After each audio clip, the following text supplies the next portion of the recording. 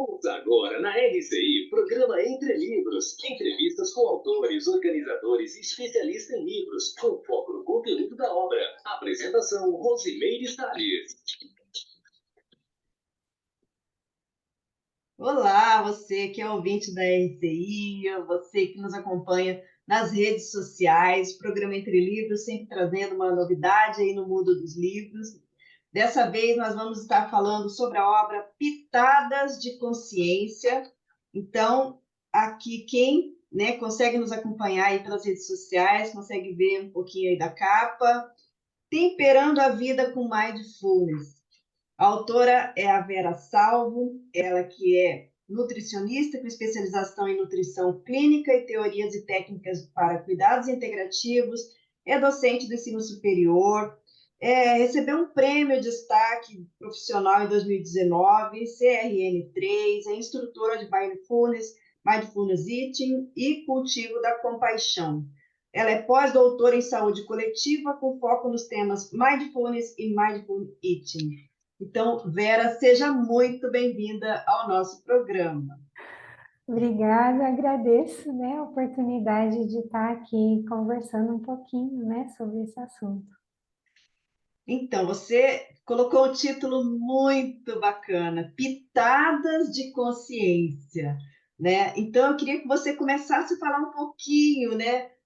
Foi muita criatividade sua, né? Esse seu interesse por mindfulness, qual a relação que você fez aí com as pitadas da consciência? Uhum. Bom, pitadas, de consciência é justamente o título que reflete o que a gente vai encontrar dentro do livro.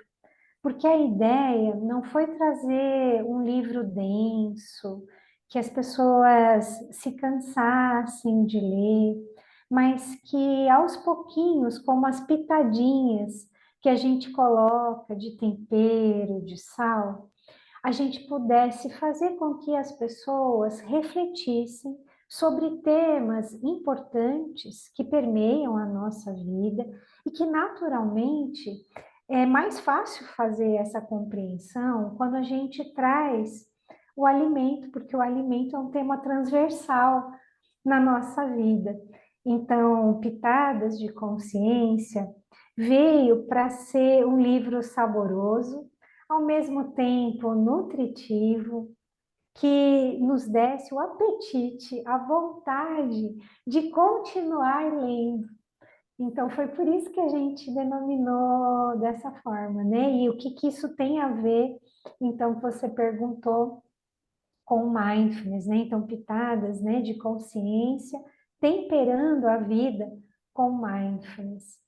Não sei se todos já ouviram falar, se já conhecem, mas mindfulness teve o seu interesse bastante aumentado durante esse período de pandemia que nós vivemos. É uma abordagem ainda bastante recente aqui no Brasil, se a gente for pensar em termos de ciência. É traduzido para o português como atenção plena, uma forma da gente sair do automático, mas com uma atitude mais aberta, mais gentil, menos julgadora. E porque colocamos junto das pitadas de consciência esse tempero em mindfulness. Porque mindful eating é mindfulness aplicado à alimentação. Então, à medida que nós prestamos atenção na vida, ela ganha um outro colorido, ela tem um outro sabor. Então, neste livro, nós falamos de mindfulness, falamos de mindful eating, falamos de compaixão.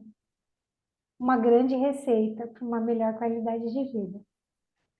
Eu tive a oportunidade de fazer uma reeducação alimentar com um foco na compaixão. E mudou minha vida, vou ser muito sincera com você.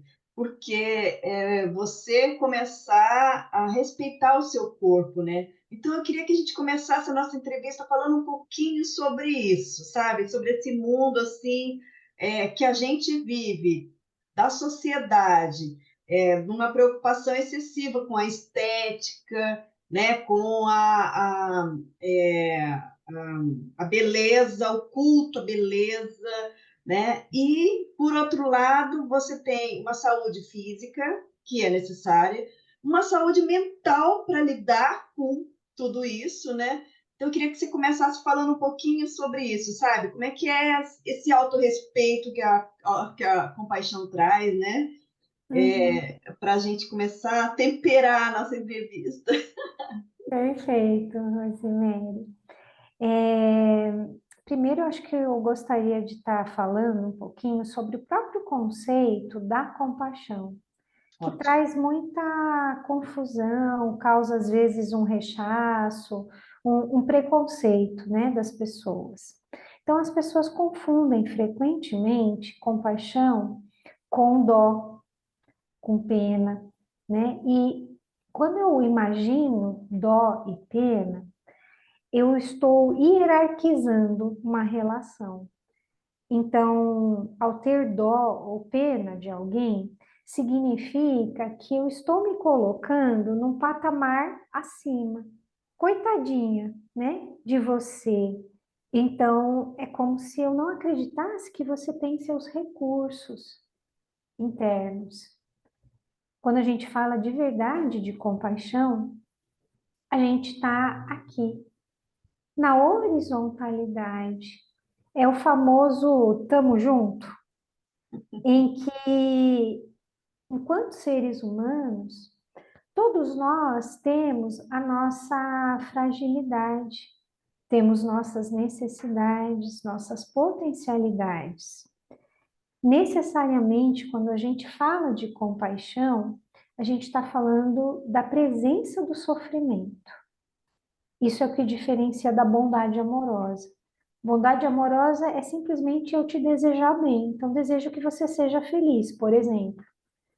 Mas quando eu falo de compaixão, existe, além desse meu desejo de te ver bem, o alívio do sofrimento. Então, o sofrimento está presente para que a gente fale, por exemplo, de compaixão, quer seja a compaixão para o outro, quer seja a autocompaixão, a compaixão para comigo. E, infelizmente, nós não somos muito compassivos conosco.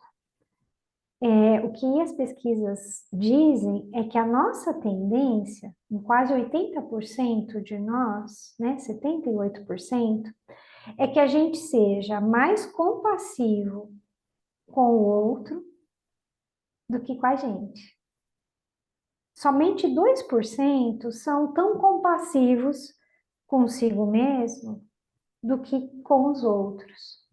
A nossa tendência, na verdade, é sermos carrascos de nós, nos chicotearmos, né, pelas coisas que nós fizemos.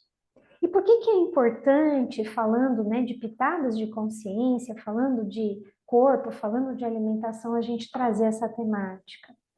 Porque na nossa sociedade, né, a sociedade das imagens, né, virtuais, irreais, da beleza estereotipada, dos corpos que são customizados, a gente costuma ver o corpo apenas como uma vitrine, como se fosse um objeto de exposição, em que a gente coloca um padrão a ser alcançado.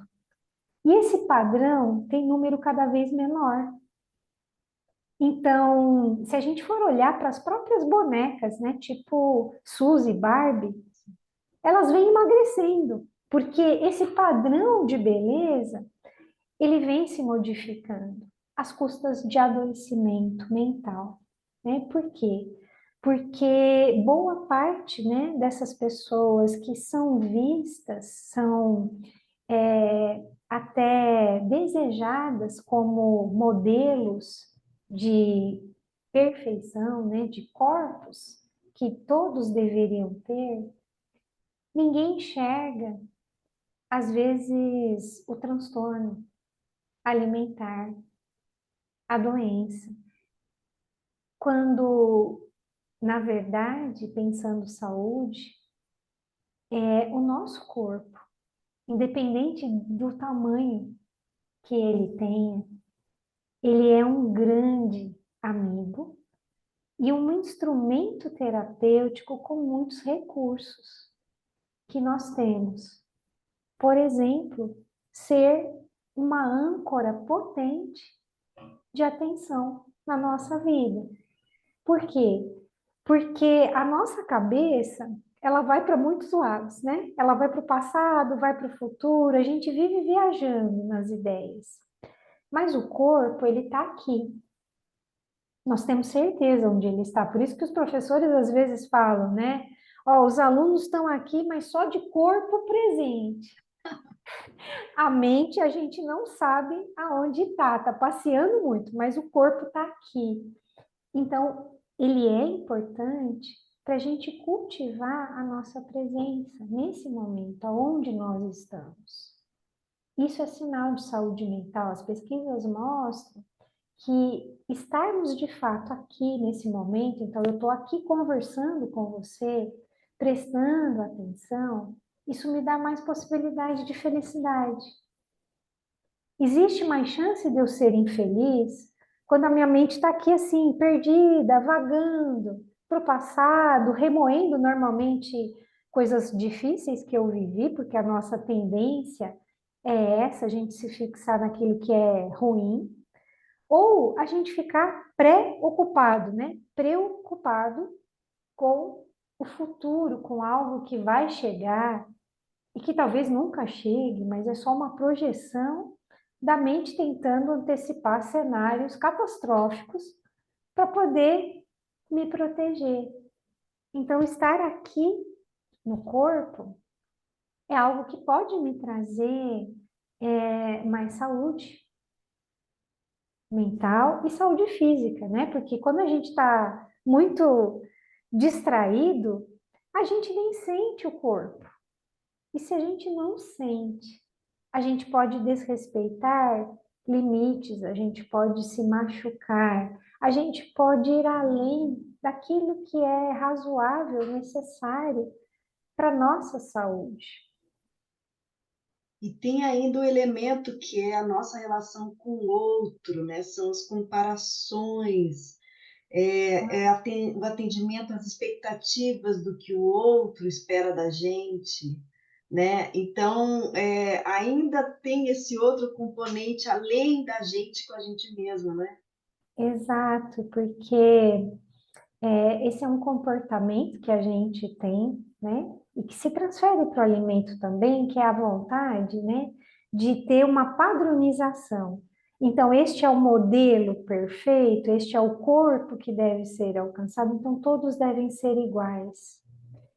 Quando, na verdade, a grande riqueza que nós temos é a nossa singularidade. Nós somos diferentes. Eu gosto muito de uma frase que diz assim: se a aparência explicasse a essência, o sabor seria desnecessário.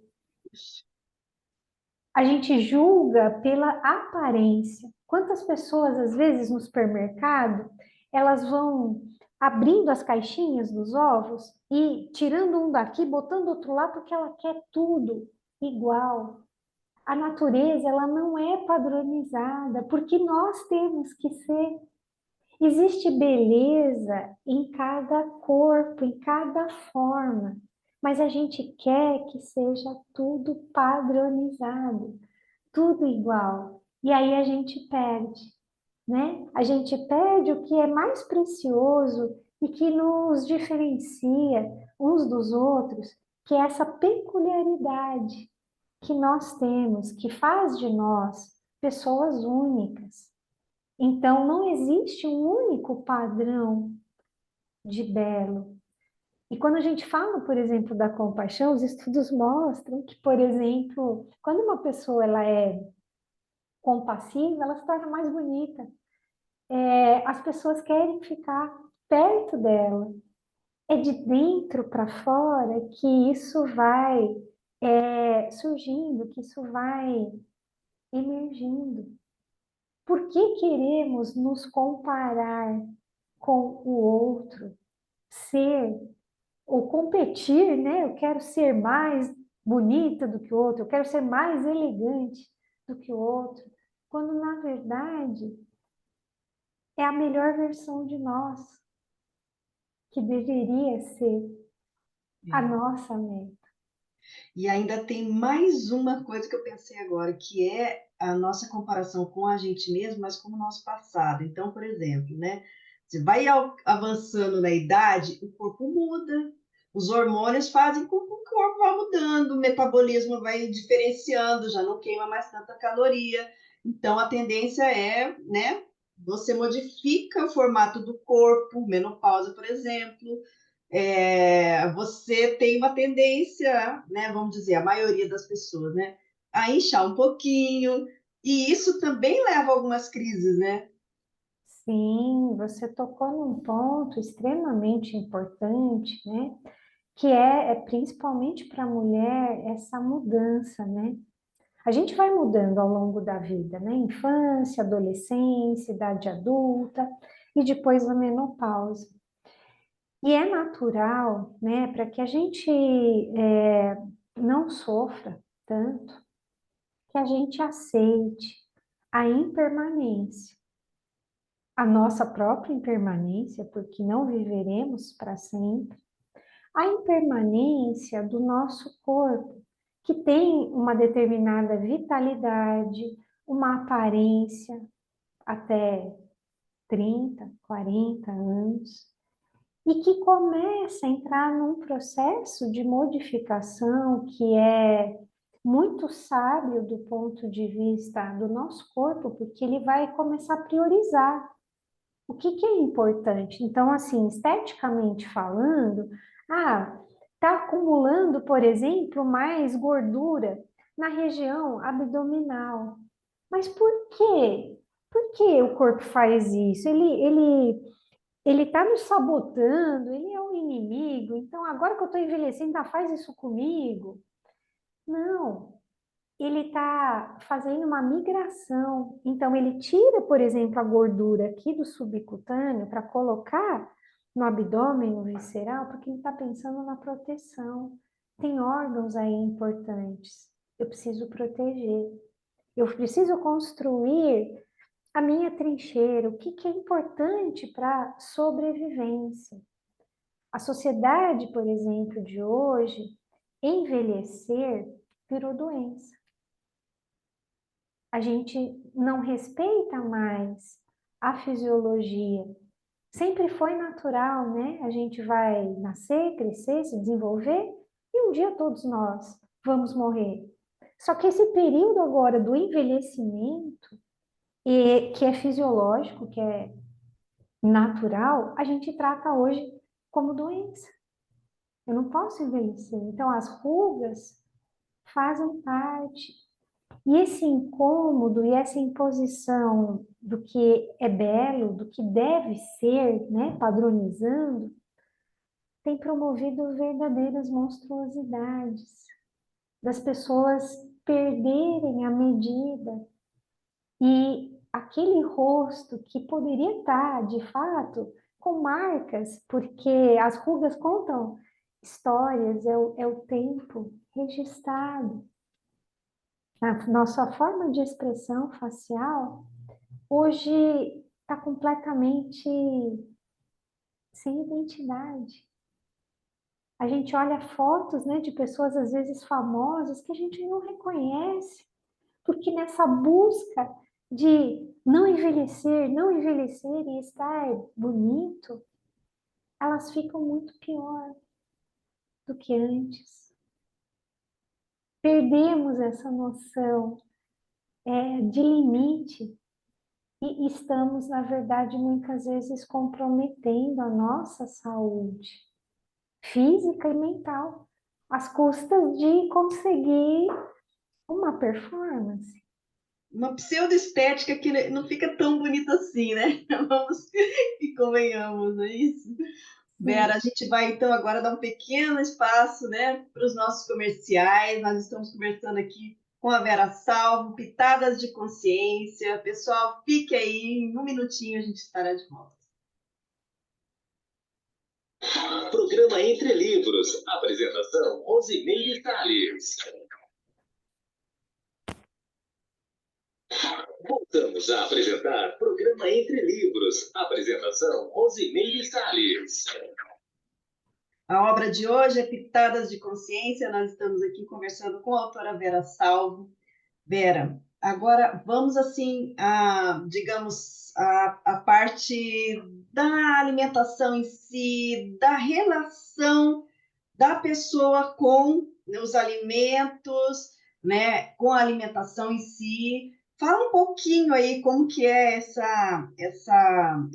primeiro assim, a mudança de hábitos, que ela realmente é necessária, mas como que se dá de forma saudável, né, essa relação aí da pessoa com ela mesma, com, né, assim, os seus cuidados, extrapolando aí essa parte da preocupação com a estética que a gente estava falando, mas falando assim um pouco de saúde e da gente com, né, com os alimentos. Perfeito. Então, assim, a gente precisa saber que o alimento, ele é uma fonte de prazer na nossa vida. A gente não se alimenta apenas para sobreviver. Não é como parar um carro para abastecer, porque senão ele não anda. O alimento tem também este papel, né, que é de nos dar, de nos fornecer energia. Só que a gente não come só porque a gente está com fraqueza, porque a gente está com fome, né? Porque já está roncando, por exemplo, o estômago. A gente come por muitos motivos, né? Porque o alimento, ele está recheado de símbolos. E, em essência, ele é cuidado na nossa vida. Então, a gente come para celebrar. A gente come para partilhar, para estar com pessoas. A gente come quando a gente está triste, às vezes para buscar o conforto. A gente come quando a gente está entediado, não sabe o que fazer, vai se distrair abrindo a geladeira, procurando alguma coisa no armário. A gente come, às vezes, quando está com raiva, quando está estressado. A própria pandemia mostrou que o comer emocional, né? Então, em função dos sentimentos difíceis que a gente tinha, o alimento ele entrou nesse lugar para preencher vazios, para nos abraçar diante do medo, da insegurança, de uma situação que nunca foi vivida por nós. O alimento, ele participa da nossa vida. Então, mudar comportamento alimentar, como qualquer comportamento, não é uma coisa simples. Não é fácil. Requer dedicação, requer tempo. E nesse sentido, estas abordagens não restritivas, como mindfulness, mindful eating, e logicamente a compaixão como um ingrediente essencial nesse processo de mudança de comportamento, permite que a gente vá incorporando hábitos, um estilo de vida distinto na direção da nossa saúde. Então, mais do que apenas pensar num prazer, por exemplo, imediato, ou apenas na estética, que é um motivo que pode não se sustentar ao longo do tempo, a gente vai se ancorar, assim, em valores. Que valores de vida são importantes para mim, para me ajudar no processo que vai estar recheado de desafios. Então, eu posso sim dizer que eu quero mudar meus hábitos por causa da minha saúde, mas também não é vergonha dizer que eu estou preocupada com a minha estética. Mas entre a saúde e a estética, qual é a minha opção. Então, vale qualquer coisa, a qualquer custo. Quando a gente coloca compaixão nessa história, eu penso saúde em médio e em mais longo prazo, de forma que seja possível me dar esse tempo de incorporar as mudanças necessárias que vão além, por exemplo, do projeto verão, porque é projeto de vida. Porque tudo que vai muito rápido, volta muito rápido. A gente está vendo, por exemplo, atualmente, as pessoas indo para a cirurgia bariátrica por 3 vezes. Porque elas perdem peso, reganham peso, perdem peso, reganham peso. Então, nenhuma mudança anatômica está sustentando uma mudança que não é sustentável.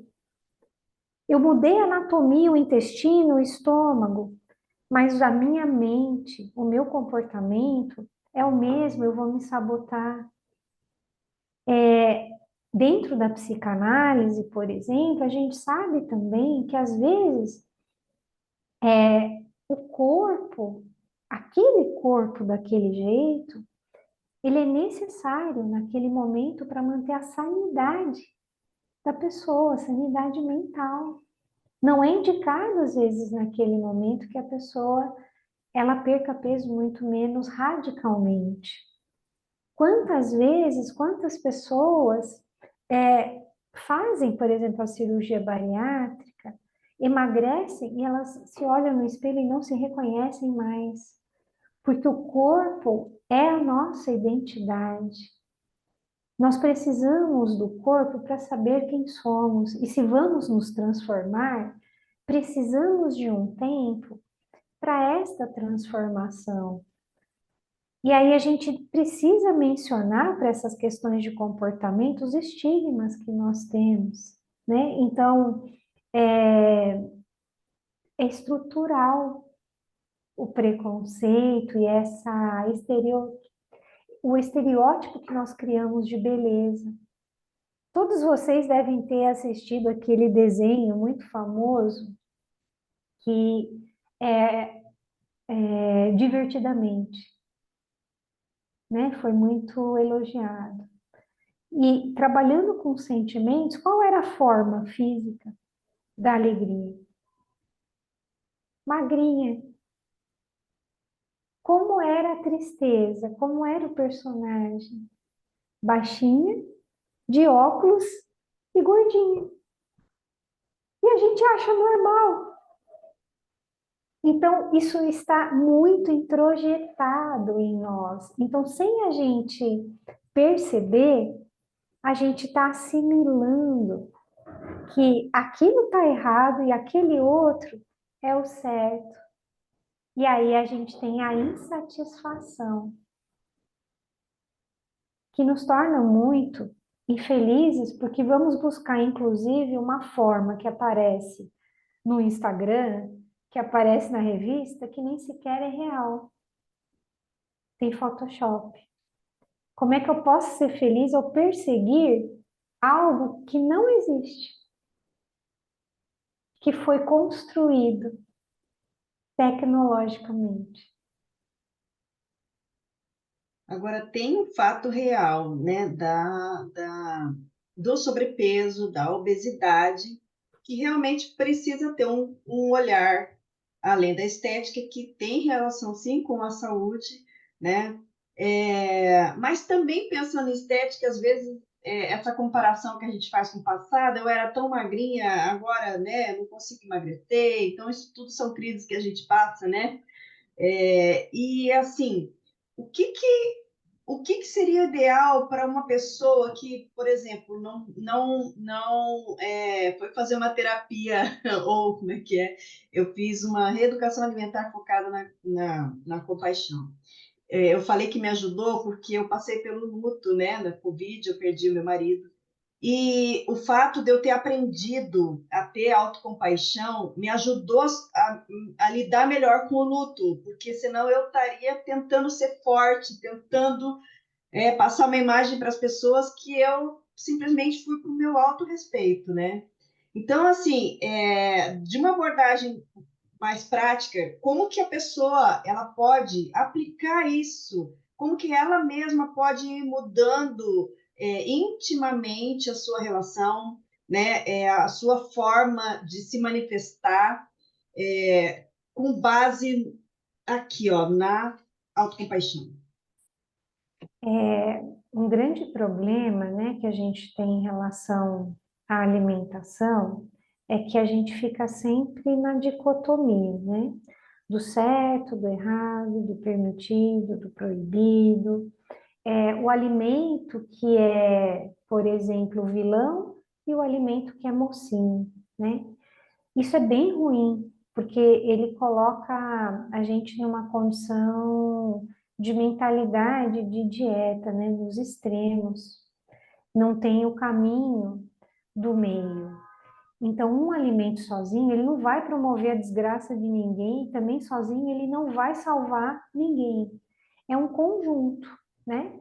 E quando a gente fala, por exemplo, da compaixão, é porque a gente reconhece que existe o sofrimento ao comer, porque as pessoas hoje têm medo do alimento.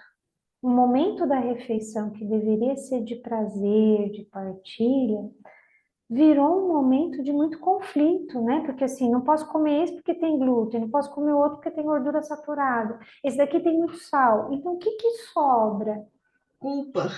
né? A gente tá recheado dessa culpa que é um julgamento extremamente feroz, tá cheio de vergonha porque eu rechaço, por exemplo, o meu corpo. E quando a gente busca, né, estas abordagens, a gente está trazendo o quê? A consciência para o processo.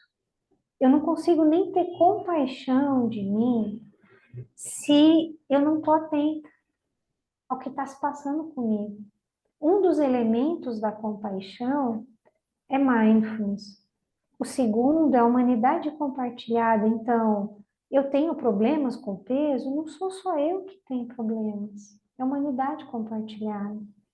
E a possibilidade de poder desejar para mim bons votos. São os três elementos que a Christine Neff, que é uma das grandes estudiosas de compaixão, traz. Então, quando nós colocamos a compaixão, quando nós colocamos mindfulness no processo, a gente não proíbe que as pessoas comam os alimentos, porque a gente não coloca o vilão, a capa do vilão e nem do mocinho nesse ou naquele. Alimento é alimento e precisa ser respeitado. Quando eu tiro esse rótulo, fica mais fácil, porque quando a gente pode comer de tudo, a gente não come qualquer coisa. A gente tem poder de escolha. Tudo aquilo que é proibido é mais gostoso. Quando a gente faz restrições muito severas, o nosso corpo, o nosso cérebro entende que isso é ameaça para a vida. E ele se coloca em sistema de alerta, que vai fazer com que a gente tenha mais vontade de comer. Que a gente faça reservas no nosso corpo, porque vai saber quando ela vai me dar comida de novo. Eu preciso me proteger. E aí o emagrecimento não acontece, porque existe uma resistência. E o que os estudos mostram é que quando acontece esse emagrecimento, mais de 95% em menos de 5 anos retornou ao que era ou mais. A gente tem pesquisas em mais de 160 países, em 3 décadas. Os números do excesso de peso e obesidade não reduziram. Então, fazer a restrição do tipo usar como lema no pain, no gain, não está funcionando. Então, a gente busca a humanização, o caminho do meio. Você pode comer o que você quiser, dê tudo, mas não tudo. Alimente de fato a sua verdadeira fome. Mas se você estiver consciente, Talvez você perceba que o buraquinho que você quer preencher não será preenchido com alimento. Talvez você precise de um abraço. Talvez você precise descansar. Porque a gente aprendeu também que tudo é alimento. O bebê chora, deve estar com fome. Às vezes ele pode estar com frio, pode querer colo. Mas tudo a gente resolve com alimento. Dá um chazinho, dá um leitinho. E a gente cresce assim, satisfazendo as insatisfações com alimentos palatáveis. Que interessante essa abordagem. Eu nunca tinha parado para pensar nisso. E é verdade, né? Vamos dar mamar para o bebê. Chorou, quer comida, né? É a primeira coisa que vem. Está muito fácil, está muito disponível. E aí a gente vai criando caminhos neurais no nosso cérebro e a gente percebe que muito dos maus hábitos na idade adulta, eles foram cultivados na infância.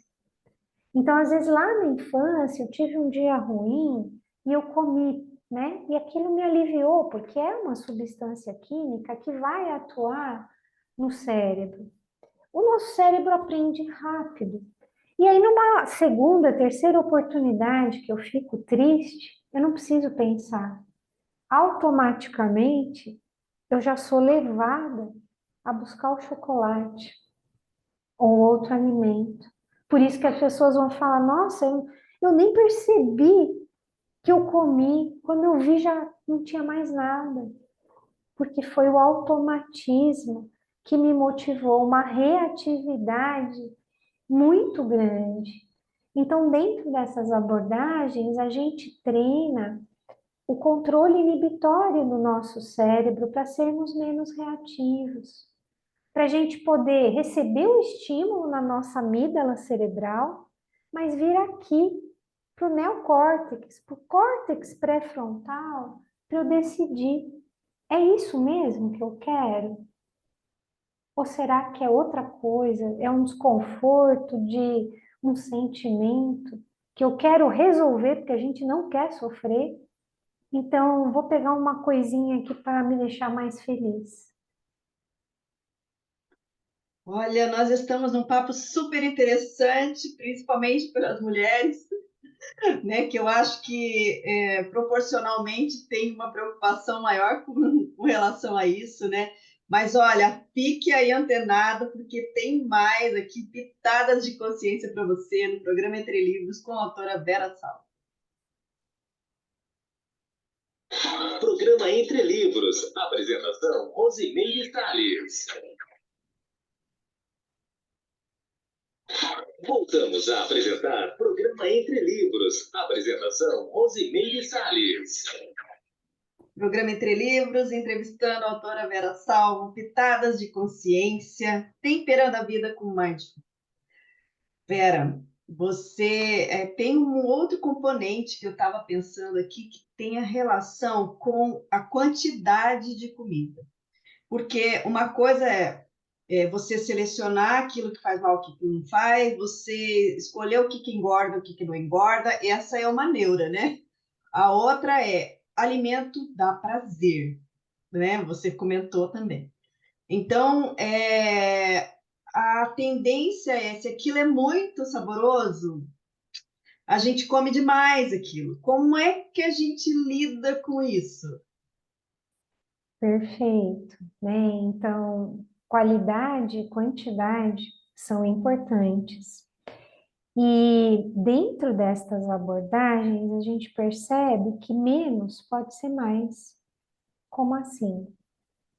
Se eu estiver presente, se eu estiver atenta, se eu estiver consciente, mesmo em menor quantidade, eu posso saborear mais. Com a minha presença, sem culpa e sem julgamento.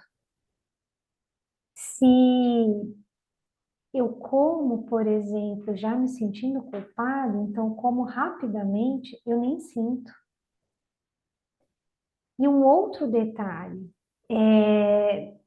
a gente tende a se apegar ao que é bom, ao que é saboroso.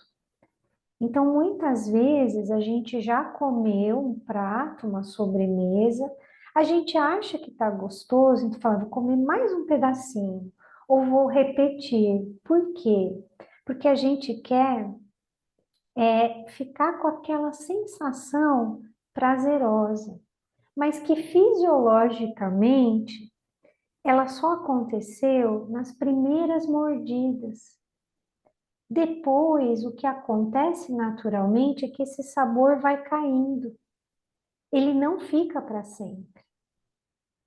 Só que se eu estou desatento, e nós estamos desatentos, a grande maioria de nós, a gente não vai chegar a perceber que ao longo, por exemplo, de uma refeição, o alimento ele já não está mais tão saboroso.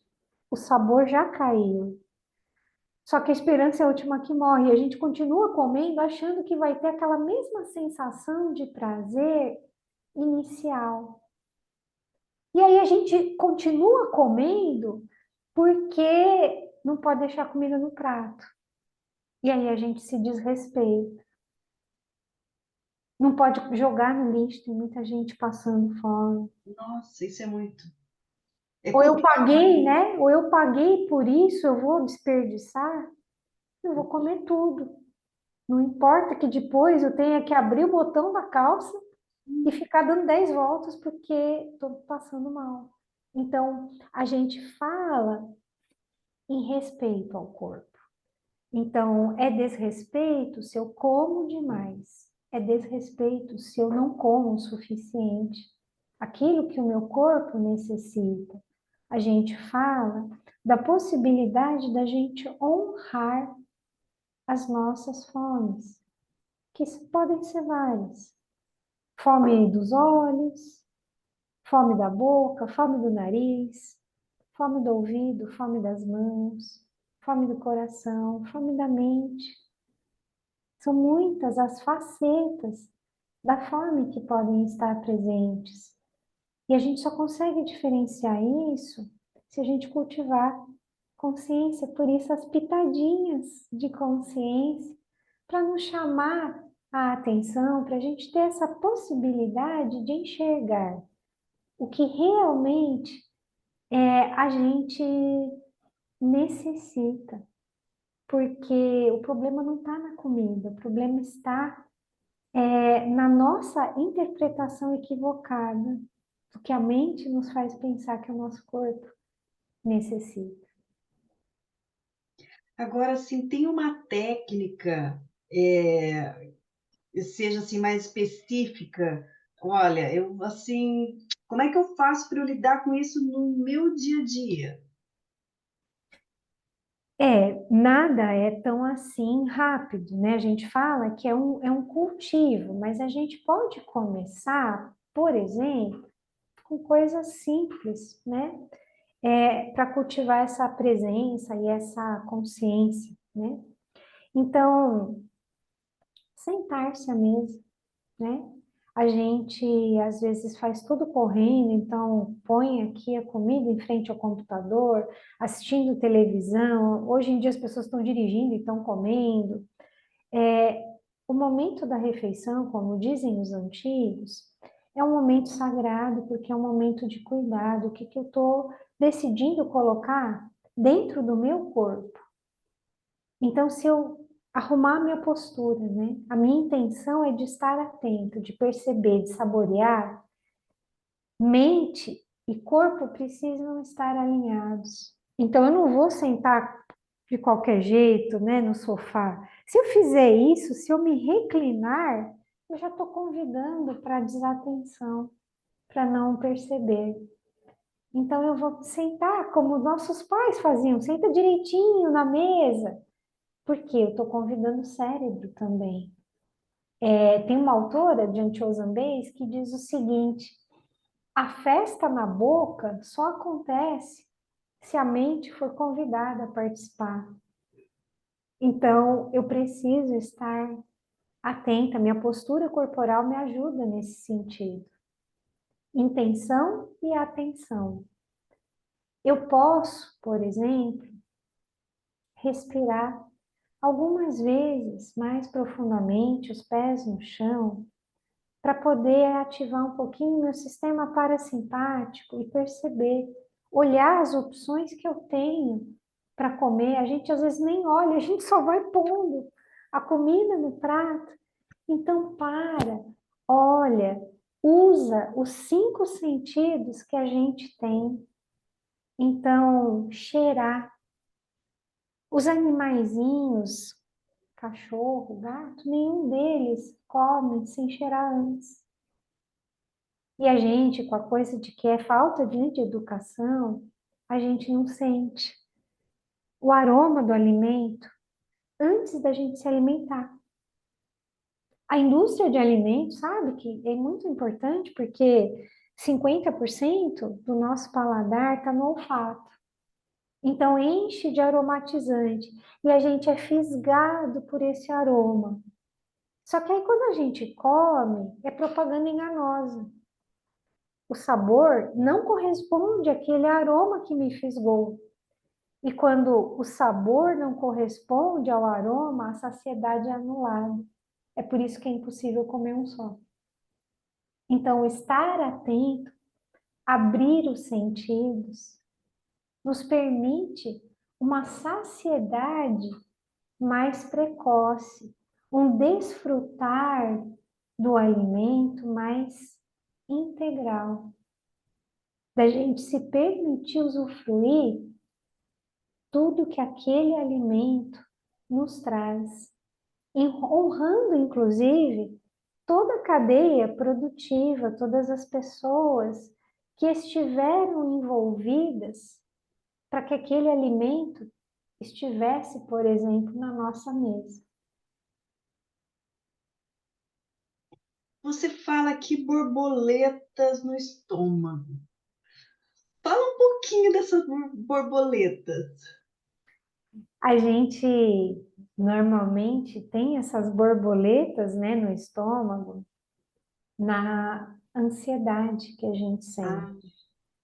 E aí, se eu estou desatenta, tudo vira fome. Então, o que que eu estou sentindo? Ah, acho que é fome. Não, às vezes são essas borboletas, é a sensação física, e uma delas é essa sensação no estômago, por exemplo, que a ansiedade pode trazer. Eu posso ter, por exemplo, essa inquietude, né, no corpo que mexe a perninha, que mexe a perna, os braços, mas eu posso ter as borboletas no estômago.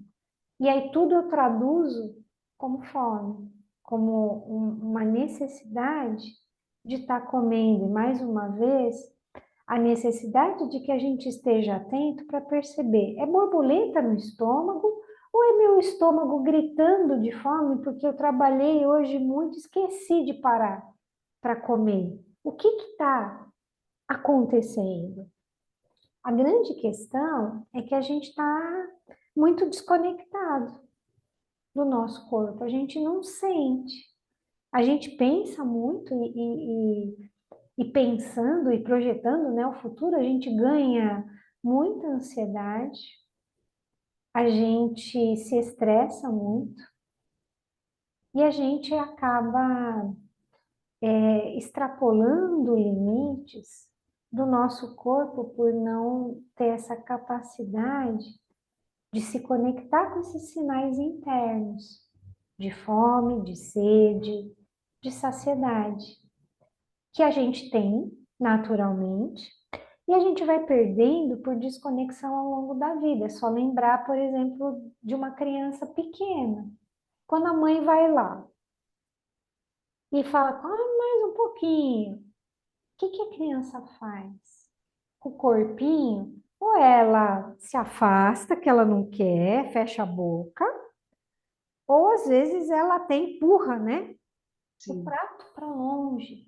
Quem é que está falando isso? Ela aprendeu o conceito de fome, a fisiologia? Não. É a sabedoria interna dela que está falando. Ela também não leu o Instagram, não viu nada da blogueira que era para comer isso, para comer aquilo. Ela vai parar quando ela estiver satisfeita. Isso a gente fala que é essa conexão com o nosso sinal interno, nossa sabedoria interna, que é perene. A sabedoria externa, por exemplo, da ciência, da medicina, da nutrição, elas mudam, né? Porque avançam as pesquisas e às vezes o que era verdade passa a não ser mais. E por que que a gente então come além do que a gente necessita? Porque a gente se desconectou desses sinais. É como se a gente ligasse o rádio, tá falando em russo, e eu não estou entendendo. E eu começo a fazer interpretações do que será que ele está falando. E erro. E aí eu maltrato, eu desrespeito o meu corpo. Agora, a autocompaixão também tem um pouco de relação com a pessoa gostar de si mesma, né? Então, gostar do próprio corpo muda, né, a relação dela com o alimento no momento em que ela ali não é uma forma dela se punir, né? Ou é uma forma dela se compensar. Aí eu queria que você falasse um pouquinho aí sobre autoestima, sobre, né, como a gente desenvolver isso de uma forma de que, olha, esse é o meu corpo, né? Você falou um pouco sobre isso, né? Mas esse é o meu corpo. Eu Uhum, posso, né, ajudar um pouquinho ele, mas é o meu, eu não tenho que estar igual a ninguém. Mas como que é isso? Fala um pouquinho. uhum. Nesse sentido, às vezes as pessoas vão muito em busca da autoestima. E a gente gosta mesmo é de ficar na autocompaixão. Por quê? Porque a autoestima, ela prevê, em alguma instância, que eu tenha a aprovação do outro, do que eu preciso ser para o outro. E aí, nesse sentido, eu posso desrespeitar meus limites. Então, mais do que a autoestima, que gera essa comparação com quem está à minha volta, a possibilidade de eu olhar para mim, entender às vezes que eu estou em sofrimento, que, por exemplo, eu não gostaria de estar do jeito que eu estou, meu corpo, por exemplo, na menopausa ou acima do peso, porque eu tenho comido muito, mas eu preciso cultivar a aceitação de quem sou eu, de como estou eu neste momento, porque é só a partir desta aceitação que eu posso ir na direção da mudança. Enquanto eu ficar negando, enquanto eu ficar reclamando, mas eu não queria estar assim, eu não queria ser desse jeito, eu não queria esse corpo, não me sobra espaço para fazer o que eu preciso fazer para mudar. Quando eu aceito, né, que é o que temos para hoje,